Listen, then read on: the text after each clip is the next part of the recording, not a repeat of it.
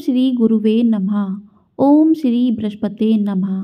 आप सभी पर बृहस्पति भगवान की कृपा सदैव बनी रहे। आज की इस वीडियो में हम सुनेंगे बृहस्पतिवार व्रत कथा। तो आप सभी से अनुरोध है कि कथा को पूरा अवश्य सुनिएगा, क्योंकि कोई भी व्रत बिना कथा के अधूरा माना जाता है। इस कथा का इतना महत्व है कि इस कथा को जो कोई भी व्यक्ति सुनता, पढ़ता या दूसरों को सुनाता है तो उसकी सभी मनोकामनाएं पूरी होती हैं और बृहस्पति भगवान की कृपा सदैव उन पर बनी रहती है। तो चलिए कथा को शुरू करते हैं। प्राचीन काल में एक बड़े ही प्रतापी और दानी राजा राज्य करता था। वह स्वभाव से बहुत ही दानी और दयालु था।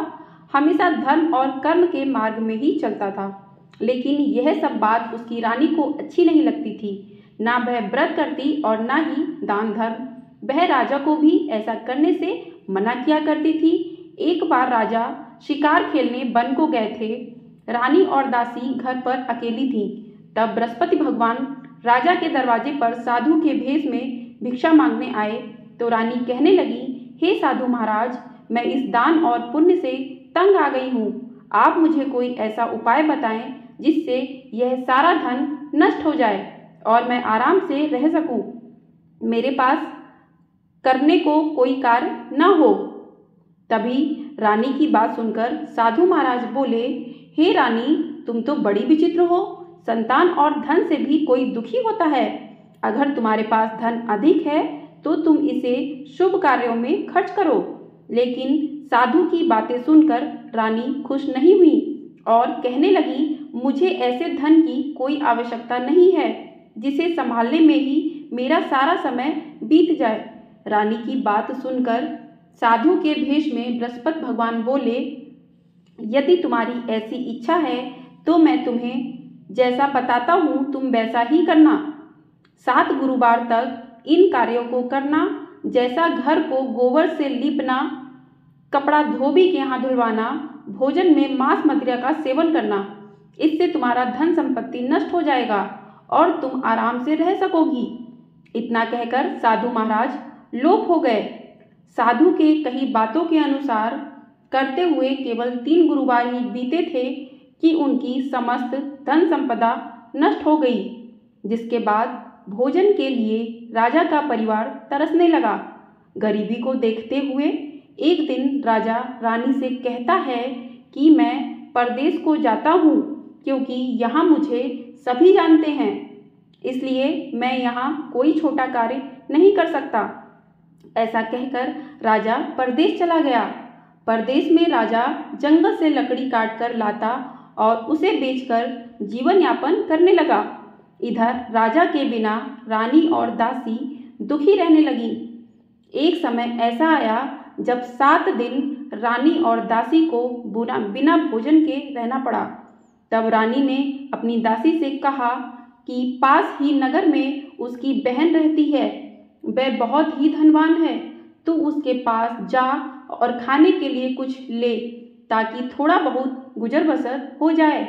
दासी रानी के बहन के पास गई तो उस दिन गुरुवार था और रानी की बहन उस वक्त गुरु बृहस्पति भगवान की व्रत कथा सुन रही थी। जब दासी रानी के बहन के पास गई और अपनी रानी का संदेश दिया, तब रानी की बहन ने कोई उत्तर नहीं दिया तो दासी बहुत दुखी हुई और उसे क्रोध भी आया। दासी ने रानी को सारी बात बताई। तब दासी की बात सुनकर रानी ने अपने भाग्य को कोसा। उधर रानी की बहन ने सोचा कि मेरी बहन की दासी आई थी, लेकिन मैं उससे नहीं बोली। कथा सुनकर और पूजन समाप्त कर रानी की बहन अपनी बहन के घर आई और कहने लगी, मैं गुरुवार व्रत कर रही थी। जब तुम्हारी दासी गई तब मैं कथा सुन रही थी। जब तक कथा होती है तब तक ना उठते हैं और ना ही बोलते हैं, इसलिए नहीं बोली थी। कहो दासी क्यों आई थी? तब रानी बोली, तुमसे कुछ भी छिपा नहीं है, हमारे घर खाने को अनाज नहीं है। ऐसे कहते कहते रानी की आंखें भर आईं और उसने अपने सभी बातें रानी को बता दी। रानी की बहन ने बोला, बृहस्पति भगवान सबकी मनोकामनाएं पूर्ण करते हैं। देखो, शायद तुम्हारे घर अनाज रखा हो। बहन की बात सुनकर रानी को विश्वास नहीं हुआ। बहन की आग्रह से रानी ने अपनी दासी को रसोई में भेजा तो उन्हें सचमुच एक अनाज से भरा घड़ा मिला। ये देख दासी को बहुत हैरानी हुई। उसने रानी को सब बता दिया और कहा कि जब हमको अनाज नहीं मिलता है तो हम व्रत करते हैं, क्यों ना इससे व्रत और कथा की विधि पूछने जाएं, ताकि हम भी गुरुवार व्रत कथा करें। तभी रानी की अपनी बहन से बृहस्पतिवार के बारे में पूछा। रानी की बहन ने बताया कि बृहस्पतिवार के व्रत में चने की दाल और मुनक्का से केले की जड़ में पूजन करें, दीपक जलाएं और व्रत कथा सुनें एवं व्रत के दौरान पीला भोजन ही करें, जिससे भगवान प्रसन्न होते हैं और सभी मनोकामनाएं पूर्ण करते हैं। व्रत और कथा की पूजन विधि बताकर रानी की बहन अपने घर लौट गई। एक सप्ताह बाद गुरुवार का दिन आया तो रानी और दासी ने व्रत रखा। दासी घुड़साल में जाकर व्रत का सामान लेकर आई, फिर केले की जड़ एवं विष्णु भगवान की पूजन कर कथा सुनी। दोनों ने व्रत तो कर लिया, अब पीला भोजन कहाँ से लाएं? दोनों बहुत दुखी हुई, लेकिन उन्होंने व्रत किया था इसलिए गुरु भगवान खुश थे।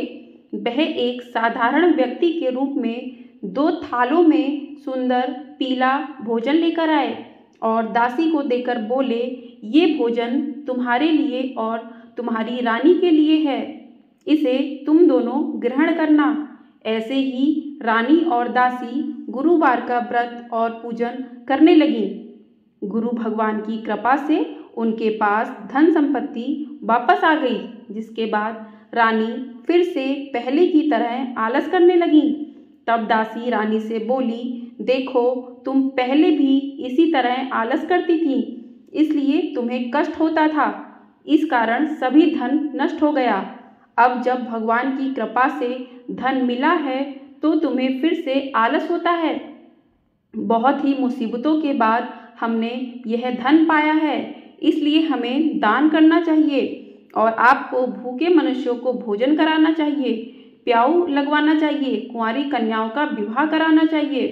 इससे तुम्हारा यश बढ़ेगा और तुम्हारे पितृ भी प्रसन्न होंगे। दासी की बात मानकर रानी शुभ कार्य करने लगी। इससे पूरे नगर में रानी और दासी का यश बढ़ने लगा। इधर जंगल में राजा दुखी होकर पेड़ के नीचे बैठ गया और अपनी पुरानी बातों को याद करके रोने लगा। तभी गुरु भगवान साधु के रूप में लकड़हारे के पास आए और बोले कि हे लकड़हारे, तू इस सुनसान जंगल में किस चिंता में बैठे हो, मुझे बताओ। तब लकड़हारे ने दोनों हाथ जोड़कर साधु से कहा, आप सब कुछ जानते हैं, मैं आपसे क्या कहूँ। ऐसा कहते हुए राजा ने अपनी साधु को अपनी संपूर्ण दशा बताई। तब साधु ने उन्हें बताया कि तुम्हारी रानी ने बृहस्पति भगवान का निरादर किया था, जिसके कारण तुम्हारी ये दशा हुई है। अब तुम किसी बात की चिंता मत करो, तुम्हारे सभी दुख दूर हो जाएंगे और तुम पहले से ज़्यादा धनवान हो जाओगे। जीवन में सुख प्राप्ति के लिए बृहस्पतिवार के दिन व्रत कथा करो, इससे तुम्हारे सभी दुख दूर होंगे। इसके लिए तुम गुरुवार के दिन चना और मुनक्का से केला के पेड़ और बृहस्पति भगवान का पूजन और व्रत कथा करो, जिससे तुम्हारे दुख दूर होंगे। साधु की बात सुनकर राजा बोला, मुझे लकड़ी बेचकर इतना पैसा नहीं मिलता है जिससे भोजन के उपरांत कुछ भी बचा सकूं। मैंने रात्रि में अपनी रानी को दुखी देखा है, मेरे पास कोई साधन भी नहीं है जिससे मैं उसकी खबर जान सकूं। लकड़हारे की बात सुनकर साधु ने कहा, तुम किसी बात की चिंता मत करो, तुम रोजाना की तरह लकड़ी लेकर जाना, तुम्हें रोज से दुगना धन प्राप्त होगा, जिससे पूजन के अलावा भोजन भी कर लोगे। धीरे धीरे समय व्यतीत होने पर फिर गुरुवार का दिन आया। लकड़हारा जंगल से लकड़ी काटकर शहर में बेचने गया उसे उस दिन और दिनों से अधिक धन मिला। राजा सामान लाकर गुरुवार का व्रत किया। उस दिन से उसके सभी दुख दूर हुए। लेकिन जब अगले गुरुवार का दिन आया तो राजा व्रत करना भूल गया। इस कारण गुरु भगवान नाराज हो गए। उस दिन उस नगर के राजा ने एक विशाल यज्ञ का आयोजन किया था और शहर के लोगों को अपने घर में भोजन नहीं बनाने का आदेश दिया था। साथ ही यह भी कहा था कि जो भी राजा की आज्ञा को नहीं मानेगा उसे फांसी की सजा दे दी जाएगी। इस तरह राजा की आज्ञा से नगर के सभी लोग भोजन करने गए, लेकिन लकड़हारा कुछ देर से पहुंचा, इसीलिए राजा उसे अपने साथ ले गए और साथ में भोजन करा रहे थे। तब रानी की दृष्टि उस खूंटी पर पड़ी जिस पर उसका हार लटका हुआ था। उसे हार खूंटी पर दिखाई नहीं दिया। तब रानी ने निश्चय किया कि मेरा हार इस लकड़हारे ने चुरा लिया है। लकड़हारे को कारागार में डलवा दिया गया। कारागार में जाकर राजा बहुत दुखी हुआ और अपनी पुरानी बातों को याद करके रोने लगा। तभी साधु के रूप में बृहस्पति देव प्रकट हुए और उसकी दशा देखकर कहा, तूने बृहस्पति देव की कथा नहीं की है, इसी कारण तुझे यह दुख प्राप्त हुआ है। अब किसी प्रकार की चिंता मत कर। गुरुवार के दिन तुझे कारागार के दरवाजे पर 4 पैसे पड़े मिलेंगे। उससे तू बृहस्पतिवार की कथा करना, तेरे सभी कष्ट दूर हो जाएंगे। बृहस्पतिवार के दिन उसे 4 पैसे मिले। उससे राजा बृहस्पति देव की कथा किया। उस रात बृहस्पति भगवान उस नगर के राजा के स्वप्न में आकर कहा कि तूने जिस लकड़हारे को कारागार में बंद किया है उसे छोड़ देना, वह निर्दोष है। अगर तू ऐसा नहीं करेगा तो मैं तेरा सारा राज्य नष्ट कर दूंगा। रात्रि में स्वप्न के बाद राजा प्रातःकाल उठा और खूंटी पर हार लटका देखकर लकड़हारे को बुलाकर क्षमा मांगी और सुंदर वस्त्र आभूषण भेंट कर उसे विदा किया। गुरु भगवान की आज्ञा अनुसार राजा अपने नगर को लौट गया। जब राजा नगर के निकट पहुंचा तो उसे पहले से अधिक बाग और धर्मशालाएं दिखीं। तब राजा ने नगरवासियों से पूछा कि यह किसने बनवाया है, तो सभी ने रानी का नाम लिया। यह सुन राजा को बहुत आश्चर्य हुआ और गुस्सा भी आया। जब रानी ने यह खबर सुनी कि राजा आ रहे हैं तब उसने दासी से कहा, दासी देख, राजा हमको कितनी बुरी हालत में छोड़ गए थे। राजा हमारी ऐसी हालत देखकर लौट न जाएं, इसलिए तू दरवाजे पर खड़ी हो जा। रानी की आज्ञा के अनुसार दासी दरवाजे पर खड़ी हो गई और जब राजा आए तो उन्हें अपने साथ ले आई। तब राजा ने तलवार निकाली और रानी से पूछा कि तुम्हें यह धन कैसे प्राप्त हुआ। तब रानी ने कहा, यह सब धन संपत्ति हमें गुरु भगवान की कृपा से प्राप्त हुआ है। रानी की बात सुनकर राजा ने निश्चय किया कि हर दिन गुरु भगवान का व्रत करेगा और दिन में 3 बार कहानी कहेगा। अब हर समय राजा के दुपट्टे में चने की दाल बंधी रहती थी और दिन में 3 बार कहानी कहता था। एक रोज राजन विचार किया, चलो अपनी बहन के यहाँ हो आएं। इस तरह का राजा घोड़े पर सवार होकर अपनी बहन के यहाँ चल दिया। उसने देखा कि कुछ आदमी एक मुर्दे को लेके जा रहे हैं। तब राजा ने उन्हें रोककर कहा, अरे भाइयों, मेरी बृहस्पतिवार की कथा सुन लो। तब कुछ ने कहा, लो हमारा तो आदमी मर गया है और इसको अपनी कथा की पड़ी है। लेकिन कुछ ने कहा, अच्छा कहो, हम तुम्हारी कथा सुनेंगे। राजा ने दाल निकाली और कथा शुरू की। जब कथा आधी हुई तो मुर्दा हिलने लगा और जब कथा समाप्त हुई तो राम राम कहते हुए मुर्दा खड़ा हो गया। राजा आगे बढ़ा तो उसे एक किसान खेत में हल चलाता मिला। राजा ने उससे कथा सुनने का आग्रह किया, लेकिन किसान नहीं माना। राजा आगे बढ़ा। राजा के हटते ही बैल पछाड़ खाकर गिर गए और किसान के पेट में जोर से दर्द होने लगा। थोड़ी देर में जब किसान की माँ रोटी लेकर आई तब उसने अपने पुत्र से सभी हाल पूछा तो बेटे ने बता दिया। तब बुढ़िया दौड़ी दौड़ी राजा के पास गई और कहने लगी, मैं तेरी कथा सुनूंगी, तू अपनी कथा मेरे खेत पर चलकर कहना।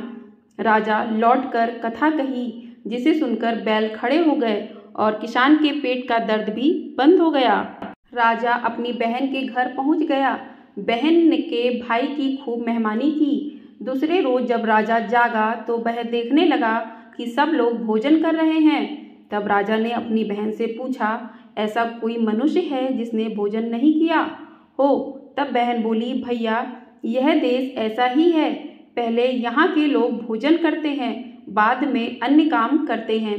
ऐसा कहकर बहन चली गई और सबसे पूछने लगी कि कोई ऐसा है जिसने भोजन नहीं किया हो। तब वह एक कुम्हार के घर गई जिसका लड़का बीमार था। उसे मालूम हुआ कि वहाँ किसी ने 3 दिन से भोजन नहीं किया है। रानी ने कुम्हार से अपने भाई की कथा सुनने के लिए आग्रह किया तो वह तैयार हो गया। राजा जाकर अपनी कथा कही, जिसको सुनकर उसका लड़का ठीक हो गया। अब तो राजा की प्रशंसा होने लगी थी। एक दिन राजा ने अपनी बहन से कहा, बहन मैं अपने घर जाऊंगा, तुम भी तैयार हो जाओ। राजा की बहन ने अपने सास से भाई के साथ जाने की आज्ञा मांगी। तब उसकी सास बोली, चली जा, लेकिन अपने लड़के को मत लेके जाना, क्योंकि तेरे भाई की कोई संतान नहीं है। बहन ने अपने भाई से कहा, हे भैया मैं तो चलूंगी, परंतु कोई बालक नहीं जाएगा। तब राजा ने अपनी बहन से कहा, जब कोई बालक नहीं जाएगा तो तुम ही चलकर क्या करोगी? राजा दुखी मन से नगर को लौटा और रानी को सब बात बता दिया। तब रानी ने कहा, बृहस्पति भगवान ने हमें सब कुछ दिया है, वह हमें संतान अवश्य देंगे। उसी रात बृहस्पति देव ने राजा को सपने में कहा, हे राजा उठ, सभी सोच त्याग दे, तेरी रानी गर्भवती है। भगवान की बात सुनकर राजा बहुत खुश हुआ। 9वें महीने में रानी के गर्भ से एक सुंदर पुत्र पैदा हुआ। तब राजा रानी से बोलता है, रानी स्त्री बिना भोजन के रह सकती है, लेकिन बिना कहे नहीं, इसलिए जब मेरी बहन आए तो तुम उसे कुछ मत कहना। रानी ने हाँ कर दी और जब राजा की बहन ने यह शुभ समाचार सुना तो वह बहुत खुश हुई और अपने भाई के यहाँ आकर उस बधाई देने लगी। तब रानी बोली, घोड़ा चढ़कर तो नहीं आई, गधा चढ़ी आई। तब राजा की बहन बोली, भाभी अगर मैं इस प्रकार ना कहती तो तुम्हें औलाद कैसे होती? बृहस्पति भगवान ऐसे ही हैं, वो सबकी मनोकामनाएं पूर्ण करते हैं और जो भी व्यक्ति श्रद्धा भाव पूर्वक बृहस्पतिवार का व्रत रखता है, कथा पढ़ता है, सुनता है या दूसरों को सुनाता है, उस पर गुरु भगवान अपनी कृपा सदैव बनाए रखते हैं और उसकी सभी मनोकामनाओं को पूर्ण करते हैं।